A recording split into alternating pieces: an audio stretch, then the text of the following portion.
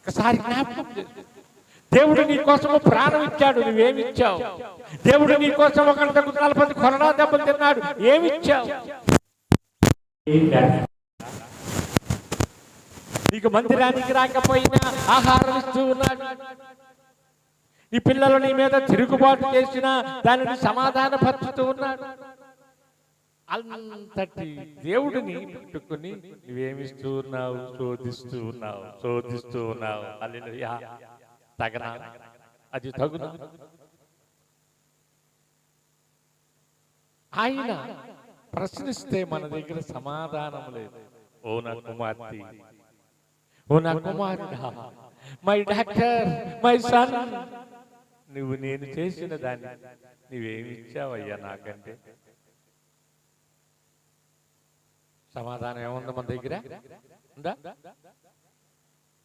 నీవు వేసుకున్న వస్త్రాలు నేను ఇచ్చినవి, నువ్వు తింటున్న ఆహారం నేను ఇచ్చింది, తీసుకుంటున్న గాలి నేను ఇచ్చింది. నా గాలి నాకు ఇయ్యయ్యా అంటే ఇస్తావా?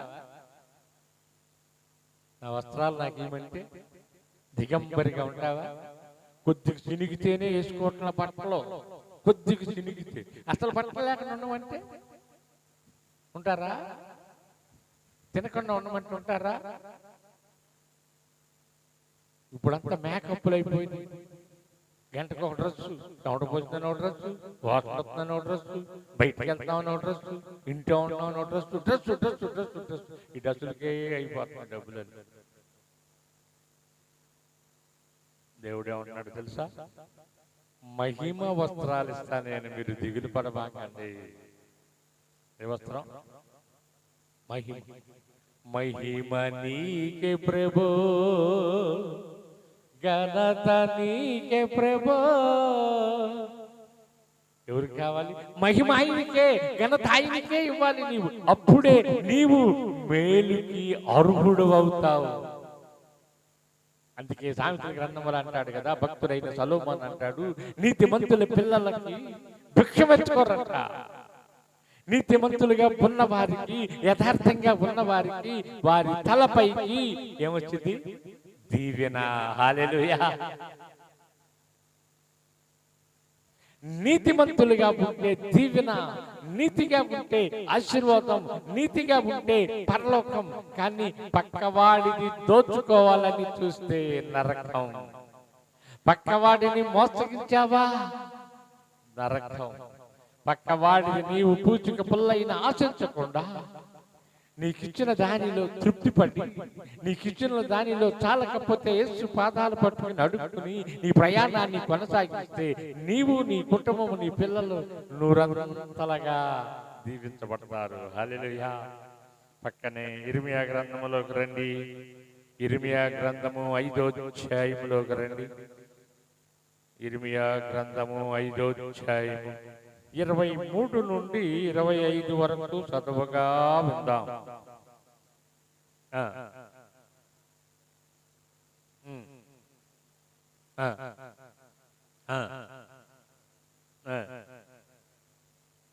ఏం చేస్తున్నారంట?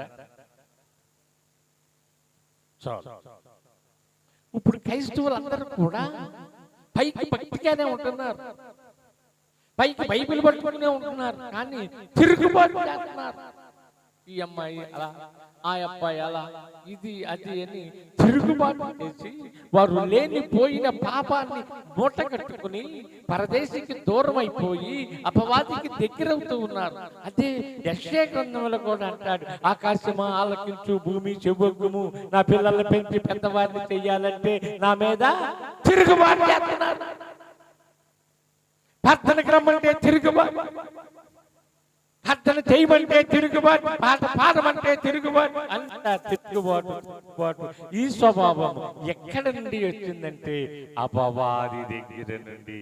అంతకుముందు చెప్పగానే పాట పాడాం, అంతకుముందు రాగానే ప్రార్థన చేశాం, అంతకుముందు రాగానే వాక్యం చదివాం, అంతకుముందు రాగానే మందిరములో పరిచయం చేశాం. ఇప్పుడు ఏమైంది? పాట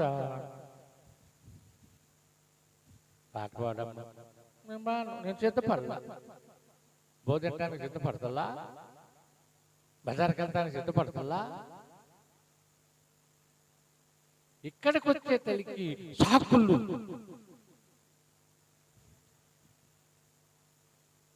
సాకులు. ఈ సాకులన్నీ దేవుడు చూస్తున్నాడు. నిన్ను పోషిస్తున్న నేను, నిన్ను సంరక్షిస్తున్న నేను, నిన్ను నీ పిల్లలని కలిగినవన్నీ కూడా నేనే నేనే అని ఆయన చెబుతుంటే నువ్వొద్దు నువ్వొద్దు అని మనం అన్నాం. రవయ్యా యేసయ్యా నా ఇంటికి, నీ రాకకై నేను వేచి ఉంచిని. ఉన్నారా? ఎప్పుడెప్పుడు అయిపోతే ఆ ప్రార్థన టీవీ కాడికి వెళ్ళిపోవాలి, ఎప్పుడెప్పుడు అయిపోతే ఆ ముసలమ్మ కబుర్లు చెప్పుకోవాలి, ఎప్పుడెప్పుడు అయిపోతే లోక ముచ్చటలు కావాలి. దేవుడు కావాలి, లోక ముచ్చట్లు కావాలి, పరలోకం కావాలి, పరిశుద్ధత కావాలి. కానీ ఈ రెండింటికి తప్పదు. అందుకే ఆయన అంటూ ఉన్నాడు, నాది ఇరుకు మార్గము. ఏ మార్గం అంట? ఇరుకు మార్గం. క్రీస్తు అంటేనే శ్రమల మార్గం. నీ సిలువును ఎత్తుకుని పొమ్మంటే సిలువును వెళ్ళ వేసుకుని వస్తున్నారు. ఏమన్నాడు ఆయన? నీ సిలువును వెతుకయ్యా అంటే మెళ్ళ వేసుకుని చేతులకి పెట్టుకుని గేట్ల మీద పెట్టుకుని, అది కాదు. సిలువ కష్టాల కొలిమి కనుక అది నీ మోసుకుని వెళ్ళాలి. నీ భారం నీవే మోసుకోవాలని దాని అర్థం. అదే కీర్తనల గ్రంథంలోకి రండి. 61వ కీర్తన ముగించుకుందాం. 1-2 వచనాలు చదువుగా విందాం.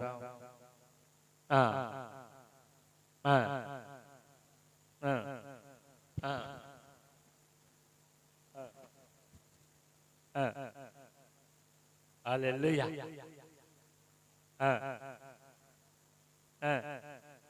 చాలు. భక్తుడు ఏమని కోరుకుంటున్నాడు తెలుసా? మన కోరికలు ఎలా ఉంటాయి? అయ్యా మా అమ్మాయికి ఉద్యోగం అయ్యా, అయ్యా మాకు ఒక ఇల్లు అయ్యా, అయ్యా మా కారు అయ్యా, మాకు అదయ్యా, మాకు ఇదయ్యా, అలా బంద్ అయ్యా అంటున్నారు. ఈయన అన్నాడు తెలుసా? అయ్యా నేను ఎక్కలేనంత కొండకు నన్ను ఎక్కించు ప్రభువా, అయ్యా యేసయ్యా యేసయ్యా అనే పాదాలు పట్టుకున్నాడు. మన కోరికలన్నీ కూడా ఆ ఎడమ వైపు ఉన్న దొంగ కోరికలే. ఈ రోమా ప్రభుత్వం నుండి నీవు విడుదలయ్యి మమ్మల్ని కూడా విడుదల చెయ్యి. కుడి వైపు అంటున్నాడు తెలుసా?